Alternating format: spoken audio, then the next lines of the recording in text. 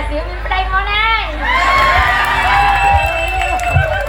ជុំបងពុកម៉ាក់នៅស៊ីនក៏ឆាប់បានប្តីបានបំផុតទាំងអស់គ្នា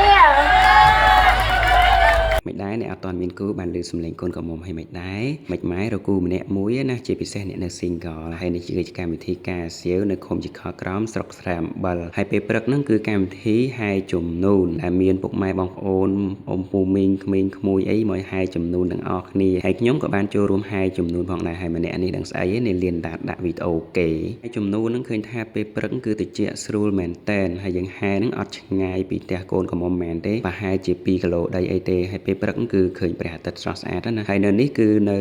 ម្ដុំចិត្តសមុទ្រអញ្ចឹងទៅសបោដើមដូងបងប្អូនអរគ្នាសបោដើមដូងថាទេសភាពគឺស្រស់ស្អាតហើយខ្ញុំ record វីដេអូទុកចោលដោយសារតែយើងមកដល់មុខរោងហើយអត់ទាន់បានចូលទេកូនកំឡោះគេកំពុងតែសុំបើកទ្វារបើកលបងអញ្ចឹងណាអញ្ចឹងកំឡុងពេលនេះយើងមកសម្ភាសអ្នកហែចំនួនសិនអានេះនូនអានេះអ្នកលើកនូនអានូននឹងធំយ៉ាងអ្នកលើកទៀតកូនឈ្មោះអីហ៎សរញូសេរីបត់ហើយលើកនូនទៅណានេះហ៎លើកនូនយកទៅការគេអូខេងន់ណាត់ងន់ណាស្រាលហ្នឹងងន់ណាកាន់សិនតបពីចាំមួយទុះធំហ្នឹងក៏ឃើញថាខាងកូនក្រមុំបើកទ្វារលបងជ័យអីហើយឃើញថាកូនក្រមុំហើយអ្នកកំដររបស់គេគឺស្រស់ស្អាតមែនតើអ្នកនរគ្នាហើយកូនក្រមុំគេបានចេញមកទទួលខាងកូនកន្លោះហើយបន្ទាប់ពីទទួលហ្នឹងគេមានការជូនកម្រងផ្កាអ្នកនរគ្នាពាក់កម្រងផ្កាបន្ទាប់ពីពាក់កម្រងផ្កាហើយគឺគេថតរូបជុំគ្នាទុកជាអនុស្សាវរីយ៍របស់គេហ្នឹងណាយើងថតរូបជុំគ្នាហ្នឹងទៅឃើញថាគឺស្រស់ស្អាតមែនតើទាំងកូនកន្លោះទាំងកូនក្រមុំទាំងអ្នកកំដរទាំង6រូបទៀតផងដែរ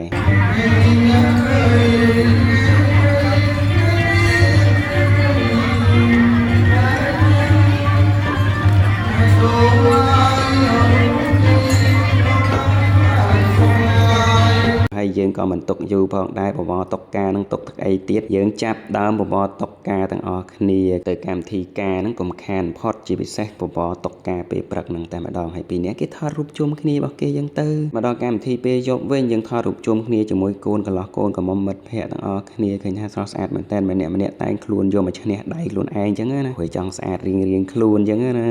ពីកម្មវិធីថតរូបជុំគ្នាហើយយើងមកហូបលើតុវិញម្ដងហើយខ្ញុំអង្គុយចំមុខឡើងគេរំហ្មងព្រោះអង្គុយឡើងចំមុខឡើងគេរំហ្នឹងគឺចំណេញបានមើលគេរំហើយបានហូបផងបានមើលគេរំផងហើយខ្ញុំចូលចិត្តអាញោមនេះជាងគេនេះភ្លានេះមានពងបលាំងកាសញ៉ាំទៅខ្ចប់ឆ្ងាញ់ហ្មងបន្ទាប់ពីយើងញ៉ាំអីហើយក៏ថាឃើញកូនកន្លោះកូនក្រមុំគេមានកម្មវិធីកាត់នំមួយទៀតអ្នកនរគ្នាហើយមានការកាត់នំកាត់ណែកអីចឹងណាហើយឃើញថាមានការអោយពរអោយជ័យពីយុវជនយុវនារីរបស់យើងគឺស្រស់ស្អាតមែនតើនៅព័ទ្ធជុំវិញជាពិសេសកូនកន្លោះកូនក្រមុំនឹងពីដើរបាន3ជុំហើយកូនកន្លោះកូនក្រមុំក៏ចាប់ដើមកម្មវិធីកាត់នំបួងសួងតាមសេចក្តីប្រាថ្នារបស់ខ្លួនឯងចឹងទៅហើយបន្ទាប់ពីកម្មវិធីកាត់នំហើយមានកម្មវិធីថ្លែងអំណរអគុណពីឪពុកម្ដាយខាងប្រុសខាងស្រីជាមួយនឹងកូនកន្លោះកូនក្រមុំថ្លែងអំណរអគុណទៅកាន់ឪពុកម្ដាយទាំងសងអរគុណដល់ប៉ាម៉ាក់ទាំងសងខាងដែលបានរៀបចំកម្មវិធីឲ្យកូនទាំងពីរខ្ញុំក៏សូមជូនពរឲ្យបងប្អូនទាំងអស់គ្នារស់ស៊ីមានបានមានសុខភាពល្អហើយធ្វើដំណើរត្រឡប់ទៅវ័យអីសូមឲ្យមានសុខសុវត្ថិភាពទាំងអស់គ្នាហើយក៏អរគុណដល់មិត្តភក្តិពុកម៉ែទាំងអស់គ្នាដែរជូនពរពុកម៉ែនៅស៊ីនក៏ឆាប់បានប្តីបានបំផុតទាំងអស់គ្នាចង់ប្រាថ្នាអាសៀវមានប្តីមកណា